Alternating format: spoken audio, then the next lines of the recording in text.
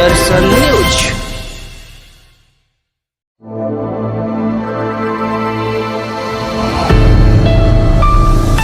2030 के भारत पर हम लगातार नए नए चेहरों से चर्चा करते आ रहे हैं और मुद्दे हमारे वही होते हैं, गरीबी, भुखमरी और शिक्षा। इन तीनों ही हम लगातार नए नए चेहरों से चर्चा करते आ रहे हैं, विचार जानते आ रहे हैं। और आज जो शख्सियत हमारे साथ मौजूद है, मैं बता दूं, हमारे साथ मौजूद है डॉक्टर जमाल हसन जी, जो कि इंडियन नेशनल कांग्रेस के माइनॉरिटी डिपार्टमेंट के नेशनल कोऑर्डिनेटर है। सर, सबसे पहले तो आपको बहुत स्वागत है कि आप हमारे साथ जुड़े। बहुत बहुत शुक्रिया अपने इस चैनल पर मुझे मौका देने के लिए। बहुत बहुत शुक्रिया आपका। अपनी बात रखने के लिए आपने मुझे मौका दिया, इसके लिए धन्यवाद। तो सर, जिस तरह से हम 2030 के भारत की बात कर रहे हैं, 2030 का एक सपना लेकर चल रहा है भारत देश भी, और हम सब एक सपना लेकर चल रहे हैं कि 2030 में हमारा देश एक बेहतर पैमाने पर हमें दिखेगा। गरीबी खत्म हो जाएगी, भुखमरी शून्य हो जाएगी, शिक्षा का स्तर बेहतर होगा। ये तमाम लक्ष्य लेकर आगे बढ़ रहे हैं निरंतर, और कई सारे प्रयास भी किए जा रहे हैं। लेकिन एक बड़ा सपना है और इस सपने लेकर हर किसी को अपने अपनी तरफ से प्रयास करने की जरूरत है। हर किसी के अपने विचार भी है इसको लेकर। तो मैं आपसे आपका ये विचार जानना चाहती हूँ कि आप 2030 में भारत देश को कहाँ देखते हैं? गरीबी, भुखमरी और शिक्षा की अगर हम बात करें तो भारत देश 2030 तक किस पैमाने पर होगा? देखिए, सिर्फ बोलने से काम नहीं होगा दामिनी जी, इसको धरातल पर लाना पड़ेगा। अगर हम गरीबी मिटाने की बात करते हैं, भुखमरी खत्म करने की बात करते हैं, तो इसको वो ऐसा प्लेटफॉर्म देना पड़ेगा। बातें बहुत बड़ी बड़ी होती है। अगर आप देखा जाए 2023 का अक्टूबर का ग्लोबल हंगर का इंडेक्स देखिएगा तो 125 में हम 111वें नंबर पे है। बिल्कुल। तो गरीबी गरीबी गरीबी है तभी तो भुखमरी है। अब आप सोचिए कि हम पाकिस्तान, बांग्लादेश, नेपाल तक से नीचे हैं। अब कुछ लोग कहेंगे नहीं, यहाँ की जनसंख्या की आबादी बहुत ज्यादा है, इस वजह से शायद हो रहा है। तो चाइना चाइना की आबादी भी तो हमसे लगभग बराबर ही है। और चाइना आपको टॉप 5 में आता है, जहां पर भुखमरी एकदम 5 लेवल 5 से नीचे हम लोग के यहाँ 27 के लगभग है। तो बोलने से नहीं है, इसमें लगना पड़ेगा। और दरअसल क्या है ना कि जो सरकार है वर्तमान, देखिए हम इसको मत अदरवाइज नहीं लीजिए कि किसी सरकार पे कटाक्ष कर रहे हैं, लेकिन सरकार को जो इम्प्लीमेंट करना चाहिए था वो क्या रहा ना। आज के डेट में इस सरकार के रीजन में अमीर और अमीर होते जा रहे हैं और गरीब होते जा रहे हैं। गरीबी बढ़ती जा रही है, इसमें नो डाउट। हाँ। अभी आप देखिएगा कि कोरोना का समय एक बहुत बड़ा महामारी हम लोगों के बीच में आया, जिसमें कई लोग पैदल रोड पर निकल गए। और लोगों की ये हालत हुई कि नदियों के तट पर आप लोगों ने देखा होगा कि लाशें वहां बिछी हुई थी। तो कहीं ना कहीं गरीबी है, और हद से ज्यादा गरीबी है। लेकिन इसके लिए क्या करना होगा? इसके लिए बेहतर प्लान करना पड़ेगा। गवर्नमेंट को शिक्षा को लेकर थोड़ा जागरूक करना पड़ेगा कि लोग अगर शिक्षा की ओर बढ़ेंगे तो अपने आप में मजबूत होंगे, या जॉब या किसी चीज में भी आगे बढ़ने की कोशिश करेंगे। लेकिन है क्या कि यहाँ पर इस तरह की कुछ चीजें नहीं है, बातें हैं। गरीबी खत्म करनी है, 2030 का लक्ष्य है। और लक्ष्य क्या, हम तो चाहते हैं कि नहीं, गरीबी खत्म होनी चाहिए। क्योंकि गरीबी आज के डेट में सबसे बड़ा अभिशाप है अपने देश के लिए, भारत के लिए सबसे बड़ा अभिशाप है। क्योंकि अच्छा नहीं लगता है। कभी कभी मैं भी गुजरता हूँ रोड पर, तो कई असहाय लोग, कई बच्चों को देखता हूँ जो बहुत बुरे हालत में रहते हैं। तो अफसोस होता है। जितना हमसे हो पाता है हम उन लोगों की मदद करते हैं। तमाम योजनाएं भी चलाई जा रही है सरकार द्वारा, लेकिन स्थिति जो कि तो अभी भी बनी है। देखिए, योजनाओं में एक बहुत बड़ा मामला क्या होता है ना कि जो भी जनप्रतिनिधियों के द्वारा ये योजनाएं दी जाती है, जो उनके जानने वाले लोग हैं या जो उनके वोटर हैं। देखिए, एक तो पहली बात कि इस देश में जात पात धर्म की जो सोच है ना, उससे बहुत ऊपर आगे भागना पड़ेगा लोगों को। अभी क्या है ना कि अब ये एरिया है, ये हमको वोट करता है। जो मैं एक लोकल बात करता हूँ, मैं भी, हमारे मदर वार्ड काउंसलर है। ये दरभंगा शहर के म्युनिसिपल कॉर्पोरेशन में वार्ड 20 में हमारी मदर वार्ड काउंसलर है। पूरा वार्ड में एक तरह समझिए वार्ड काउंसलर का काम मैं ही करता हूँ, क्योंकि मदर है तो उनसे तो वो चीजें होंगी नहीं। तो हर चीज मुझे देखना पड़ता। अगर मैं वहां पर सिलेक्टेड व्यू रख दूं कि नहीं, ये मैं मुसलमान हूं और सिर्फ मुसलमान के लिए करूँ, ये सिलेक्टेड व्यू फिर क्या होगा ना कि मुसलमान के इसमें अगर हम सुधार करने जाएंगे तो उसका भी नहीं सुधार कर पाएंगे और दूसरे का तो करेंगे ही नहीं। क्योंकि ये कॉन्सेप्ट से बाहर निकलना पड़ेगा कि जो सिलेक्टेड, गरीबी अगर देखना है तो सबको समान रूप से देखना होगा। जो योजनाएं आती है, जिन योजनाओं का लाभ, अभी आपको मैं बताऊंगा, इतना बड़ा करप्शन है कि हमारे यहाँ बीपीएल सूची निकाली गई। और मैंने जब बीपीएल सूची की जांच की, जो मेरे से पहले पार्षद थे, 2011-12 में बीपीएल की सूची लागू की गई, तो अब उसमें आप बताइए कि बीपीएल की सूची वैसे आदमी को मिलती है जिनको बहुत गरीबी से निम्न स्तर के नीचे के लोग हैं। और मैंने जब उस लिस्ट को जांच किया तो उसमें कई करोड़पति लोगों का बीपीएल में नाम है। तब बताइए कि गरीबी कैसे खत्म होगी। तो धांधली तो हर जगह है ना। अगर हम अपने लोगों को बढ़ाने मतलब मेरे जो पॉकेट के आदमी है और उनको ही सब योजनाओं का फायदा दे। अब आवास योजना, प्रधानमंत्री आवास योजना, उसमें भी अगर जांच की जाए तो पता चलेगा कि जो जो कैपेबल थे उनको भी प्रधानमंत्री आवास योजना, जबकि प्रधानमंत्री आवास योजना वैसे लोगों को देना है जो कैपेबल नहीं है। कुल मिला के हम जी। ये समझे कि भारत देश में एक स्पेसिफिक समुदाय के ऊपर ध्यान नहीं दिया जा रहा है। नहीं नहीं, मैं उसकी बात नहीं कर रहा हूँ।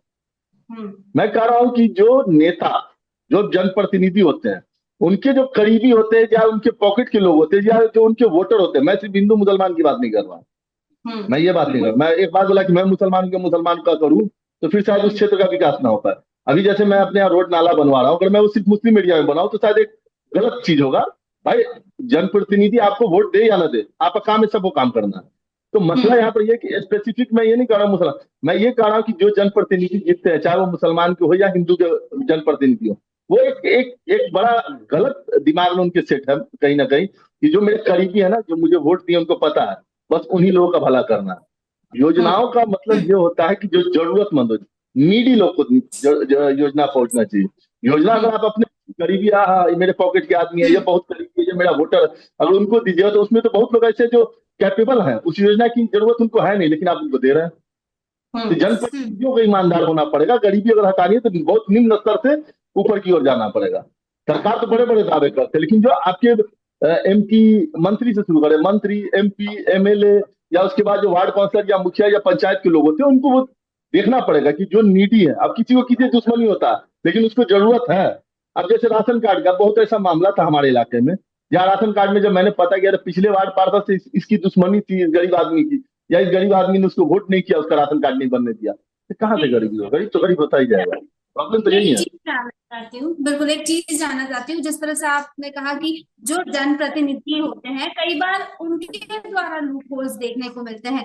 सरकार अपनी तरफ से योजनाएं चला रही है, लेकिन जनप्रतिनिधियों द्वारा ऐसी चीजें की जाती है कि वहां पर भ्रष्टाचार देखा जाता है और जरूरतमंद लोगों को लाभ नहीं मिल पाता। तो क्या कुछ ऐसा नहीं होना चाहिए कि इन लोगों पर मॉनिटरिंग हो सके, या फिर ये जो बिल्कुल। जनप्रतिनिधि है वो सही तरह से काम करे? इसके लिए कौन जिम्मेदार है, कौन ध्यान रखेगा इस चीज का? इस पर सरकार को देखनी चाहिए। सरकार जब बैंक अकाउंट का डिटेल रख सकती है हर किसी के, सरकार जब आधार कार्ड बनाती है, तो सरकार एक सर्वेक्षण करवाना चाहिए ना कि कौन नीति है। अगर आप अपने इलाके में इतने सरकारी कर्मचारी हैं, उनसे एक डेटा निकलवा लीजिए ना कि कौन लोग हैं इस निम्न स्तर के, लेकिन उसमें भी जालसाजी ना हो, ये बिना जनप्रतिनिधि को लेकर एकदम। सरकार से सवाल कौन पूछेगा हिमालय सिंह जी? सरकार से सवाल तो हम लोग हर प्लेटफॉर्म पे पूछ रहे हैं, यही तो बात है। सरकार सुनने को अगर बैठे तब ना। सरकार से सवाल, अगर अगर विपक्ष, देखिए पक्ष विपक्ष दोनों की भूमिका होती है, तो विपक्ष अगर तगड़े तरीके से सवाल करेगा तो मुझे ऐसा लगता है कि सारी जो गतिविधियां हो रही है जो नहीं होनी चाहिए, वो मतलब गलत चीजें जो हो रही है वो रुकती हुई दिखेंगी। अगर विपक्ष मजबूत हो गया तो आपने देखा होगा पिछले कुछ दिनों विपक्ष मजबूत नहीं दिखा, और कहीं ना कहीं विपक्ष की ये कमजोरी की वजह से कुछ कुछ बहुत से ऐसी गतिविधियां हुई जो नहीं होनी चाहिए थी। आखिरकार जनता का एक रिप्रेजेंटेटिव विपक्ष ही होता है, अगर हम पार्लियामेंट्री बेसिस पे देखें हर जगह। तो विपक्ष को क्या लगता है, आपको स्ट्रांग होने की और ज्यादा जरूरत है, लोगों का साथ चाहिए। तो जिस तरीके से कहा जाता है कि डिजिटलाइजेशन का युग है, तो डिजिटलाइजेशन के को अपने साथ रखते हुए कुछ ना कुछ विपक्ष ऐसा जरूर कर सकता है जिससे जो गलत चीजें हुई उसको उजागर करके और सरकार से, आम आदमी से लेके पूरा विपक्ष सवाल खड़ा कर सके, तो सरकार जो सत्ताधारी पार्टी है वो सही तरीके से काम करे। तो स्नेहा जी, आपने बिल्कुल सही बोला है। विपक्ष का काम बनता है कि जनता की अगर कोई तकलीफ या उसके साथ गलत हो रहा है तो विपक्ष का काम बनता है। 2024 के लोकसभा चुनाव से पहले ये चीजें थी कि विपक्ष मतलब कमजोर नहीं पड़ा था। दरअसल सरकार ये समझती थी कि विपक्ष के पास उतना उतना है ही नहीं, तो हम क्यों क्यों वैल्यू करें। आज आपको 2024 के बाद आप देखिए शैडो कमेटी बन गया है, पार्लियामेंट में शैडो कमेटी बनाया गया और किसी विपक्ष के लोगों को जिम्मेवारियां दी गई, उस कमेटी में मेंबर है, चेयरमैन है। तो थोड़ा सा जनता ने साथ दिया, जनता ने विपक्ष को मजबूत दिया था। आज आपको चीजें देखिए, एक चीज मैं एक बहुत अच्छा वाक्य सुना चाहता हूँ हमारे आधुनिक भारत के निर्माता राजीव गांधी जी, जो जिन्होंने कंप्यूटर क्रांति यहाँ लाया था, जो आज हम लोग आप लोग बात कर रहे हैं, ये अगर वो कंप्यूटर क्रांति नहीं लाते तो ये बात है। उन्होंने भी ये बात कबूला था कि अगर हम 5 रुपया रिलीज करते हैं केंद्र से गरीबों के लिए, तो उनके पास पहुंचते पहुंचते वो 25 पैसा पहुंचता है। ये चीजें हैं, करप्शन है। और गरीबी उन्होंने सिर्फ अपने बोलने से पार्टी नहीं की बात की होगी ना। नहीं, देखिए करप्शन करप्शन होता है। देखिए हम क्या बोले, अगर मैं ईमानदार हूँ, देखिए ये प्रॉब्लम ये नहीं है जनप्रतिनिधि, मैंने किसी पार्टी में बिलोंग नहीं किया, मैंने जनप्रतिनिधि पर सवाल किया। जनप्रतिनिधि किसी भी पार्टी का हो सकता है, मैं ये नहीं कह रहा। अब आपको जनप्रतिनिधि का ऑनेस्टी पे डिपेंड, मैंने ये नहीं बोला कि ये सरकार को मॉनिटरिंग करना चाहिए। सबसे बड़ी चीज ये है जमाल जो हसन जी, चीजें इस देश की एक विडंबना हो चुकी है कि जो राजनीतिक पार्टियां हैं ना, वो आपस में ऐसी उलझ जाती हैं, उनके बीच में लोग इस कदर उलझते हुए दिख रहे हैं कि लोगों के पास तो कोई ऑप्शन नहीं है। देखिए, या तो उनको राइट हैंड साइड जाना है या लेफ्ट हैंड साइड जाना है, दो ही ऑप्शन है। और तीसरा ऑप्शन, जब कहते हैं ना कि अति किसी चीज की बर्दाश्त नहीं होती, तो लोग अब ये नहीं समझ पा रहे हैं कि वो करें क्या, किस तरफ जाए, कौन उनको उनके अधिकार की चीजें ला के देगा, कौन डेवलपमेंट करके देगा। तो बस अब वो वक्त मुझे लगता है कि खत्म होने वाला है, और आने वाले समय में लोग वोट देने से भी पीछे हट जाएंगे, इंटरेस्ट नहीं रह जाएगा लोगों का, अगर पार्टियां सही तरीके से काम नहीं करेंगी तो। और जो चुनाव के पहले तमाम वादे किए जाते हैं, बहुत सारी चीजें ऐसी देखी जाती हैं कि आप हमको जिता देंगे तो आपको ये मिलेगा वो मिलेगा, मुफ्त की जो रेवड़ियों की बात आती है। तो इन सब चीजों से पीछे हट के वास्तविक तरीके से अगर हम देखें, जिस वक्त जब वो करते हैं, जब किसी पद को हासिल करते हैं तो ओथ लेते कहने की हैं। बात है। तो हाँ, ओथ लेते हैं तो उस वक्त कहते हैं कि मैं सच्ची श्रद्धा और निष्ठा के साथ संविधान के प्रति सच्ची श्रद्धा और निष्ठा रखूंगा या रखूंगी। तो वो वाला जो लाइन है, वो सही तरीके से अगर अपना ले हर एक जनप्रतिनिधि, जैसा आपने कहा, मैं भी किसी पार्टी को नहीं बोलूंगी, हर एक जनप्रतिनिधि को ही बोल रही हूँ मैं भी, तो हो सकता है कि लोगों का विश्वास जो है वो कायम रहे और आगे की चीजें बढ़ी रहे। लेकिन यहाँ पर दिक्कत यही है ना कि लोग इसमें पार्टियों के बीच उलझ गए। नहीं नहीं, लोग जनता को भी तो ये समझना चाहिए कि अभी मुझसे जो कमिटमेंट करके अगर कोई एमपी आया है, कोई एमएलए आया है, या कोई सरकार आई है, उसने फुलफिल कितना किया है। हम्म। वोट तो उसी हिसाब से होना। लेकिन वही मैंने कहा ना कि यार धर्म जात पात से अगर उसके ऊपर वोटिंग होने लगे, लेकिन आज जो देश की हालत है ना, उसमें कहीं ना कहीं गलती यहाँ अपनी पब्लिक पॉपुलेशन जो जनता की है उसकी भी गलती है कि हम लोग भी धर्म और जात में बढ़ गए हैं। हम लोग धर्म जात से बढ़कर ऊपर बात ही नहीं कर पा रहे हैं। और जब तक, देखिए मैं एक बात पहले बताता, आप देख लीजिए अमेरिका को, देख लीजिए रूस को, देख लीजिए चाइना को, देख लीजिए, जहाँ रिलीजन बेसिस नहीं चल रही है, जहाँ चल रही है कि डेवलपमेंट। आज बताइए कि चाइना का पूरा माल हम यहाँ बेचते हैं। आप लोग कहते हैं कि हमने ऐप बंद कर दिया, चाइना के ऐप बंद कर, लेकिन चाइना के मोबाइल, अभी मैं जिससे बात कर रहा हूँ या आप जिससे बात कर, उसमें चाइना का ही ना, मेरे हाथ में वीवो का मोबाइल है, ये चाइना का ही है। मैंने एप्लीकेशन बंद किया, लेकिन उनकी जो बिजनेस है वो आज भी भारत बाजार पे कायम है। तो अब ये समझने जो होती है, यहाँ सिर्फ क्या हो गया ना कि इंडिया में देखिए बहुत चीजों को बदलना पड़ेगा। या हम जय श्री राम या नारे तकबीर अल्लाह अकबर करके ये नहीं चलेगा। ये समझना हर एक इंसान को कि जब सुबह हम उठते हैं, मैं मुसलमान हूँ, आप हिंदू हैं, सुबह उठ के पूजा आप करके निकलती है, मैं नमाज पढ़ के निकलता हूँ, लेकिन उसके बाद तो भाई हमारा एक ही जुस्तजू में लगे हैं कि लाइफ को कुछ अच्छा बेहतर करना है, कि अपनी परिवार अपने लिए करना है। ये सोच जिस दिन लोगों के लिए बैठ जाएगी ना, उस दिन मुझे लगता है कि ये देश खुद ब खुद आगे बढ़ जाएगा। जिस दिन बेहतर स्वास्थ्य की बात होने लगेगी, जिस दिन बेहतर शिक्षा की बात होने लगेगी, उस दिन ये देश पीछे नहीं होगा। लेकिन सिर्फ वही है, ये सोच बदलना होगा, धर्म से जात तो पात से सर ऊपर उठ के। जमाल जी हसन, आप आप ये कहना चाहते हैं कि जितनी भी सरकारी पार्टियां हैं वो धर्म और जात की बातों में जनता को उलझा ले रही है और जनता इसमें उलझ भी जा रही कितनी पार्टियां नहीं, फिलहाल तो सभी लोग समझ रहे हैं कि धर्म और जात पात की राजनीति पर बेस्ड अभी पार्टी कौन चल रही है। मैं एकदम सीधा बात करता हूँ, आप इसको अदरवाइज नहीं लीजिएगा। कांग्रेस को मैं इसलिए पसंद करता हूँ कि कांग्रेस में कभी मुझे ये धर्म जात पात दिखा नहीं, मैं एकदम क्लियर बोल रहा है। हूँ। कहीं पर अगर वो जी। उसमें भी दिखेगी तो फिर हो सकता है कि मैं उस पार्टी में नहीं, मैं राजनीति से संन्यास ले लूँ। लेकिन उस पार्टी का एक अच्छा लगता है कि उसमें कहीं धर्म जात पात की बात नहीं होती, बात होती है समान अधिकार की, सबको लेके चलने की। तो वो चीज अच्छा लगता है, कॉन्सेप्ट आपको क्लियर होना चाहिए।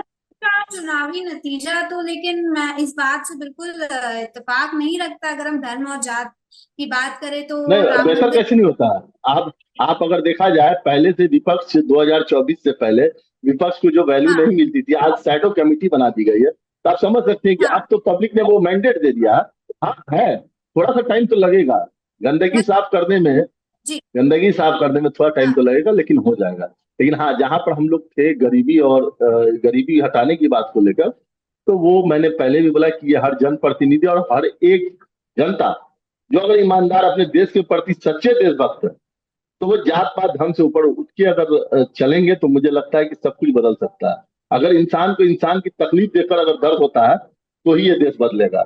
ये नहीं कि मैं अगर भरपेट खाना खा रहा हूँ और मेरे बगल का पड़ोसी भूखा है, या मेरे बगल का मैं जी। आराम से 4 मंजिल छत पे सो रहा हूँ, 4 मंजिल मकान बना के सो रहा हूँ, बगल का मेरा जो पड़ोसी है उसकी मतलब सर पे छत नहीं है। ये सोच थोड़ा सा तो करना पड़ेगा, थोड़ा सा। जब तक जनप्रतिनिधि ईमानदार नहीं होंगे और हर एक इंसान के अंदर इंसानियत नहीं होगी, जात पात धर्म से ऊपर उठकर बात नहीं होगी, तब तक देश का कुछ नहीं हो सकता। मैं एकदम क्लियर बात करता हूँ, बातों से नहीं चल पाएगा। मैंने एक तो एग्जांपल दिया ना आपके सामने कि चाइना को देख लीजिए, रसिया को देख लीजिए, जापान को देख लीजिए, अमेरिका को देख लीजिए। वहां रिलीजन बेस्ड कास्ट बेस्ड की कहीं सुना है आप लोगों ने कभी? वहां कोई रिलीजन का या कास्ट का कोई मामला तो नहीं है। लेकिन देखिए, प्रोग्रेस वही होता है। जहां जाता धर्म पर अगर देश चलने लगेगा तो वहां आपको प्रोग्रेस वही थम जाएगा और नीचे की ओर भागेगा। अब बताए ना कि हंगर इंडेक्स में 125 देश में हम लोग सोमालिया के बराबर जा रहे हैं, जो सोमालिया ऑलरेडी भुखमरी के कगार पर है। मतलब 111 नंबर पे हम, हमसे ऊपर नेपाल है। बांग्ला आप कहिएगा आबादी, मैंने क्या कहा पॉपुलेशन, लोग आप यहाँ कमेंट में आएंगे पॉपुलेशन इंडिया की बहुत है, चाइना की क्या है? तो जी। फिर चाइना कैसे आ गया? बिल्कुल बिल्कुल सर, बिल्कुल आप सही कह रहे हैं कि कहीं ना कहीं क्योंकि भारत देश की बात है, तो भारत देश सबका है और ये धर्म जात इन सब चीजों से ऊपर उठकर हर किसी को अपनी जिम्मेदारी निभानी पड़ेगी, तभी 2030 का जो हम ये सपना देख रहे हैं ये सपना सच हो पाएगा। आपका बहुत बहुत धन्यवाद, आप हमारे साथ जुड़े और आपने तमाम जानकारी सर।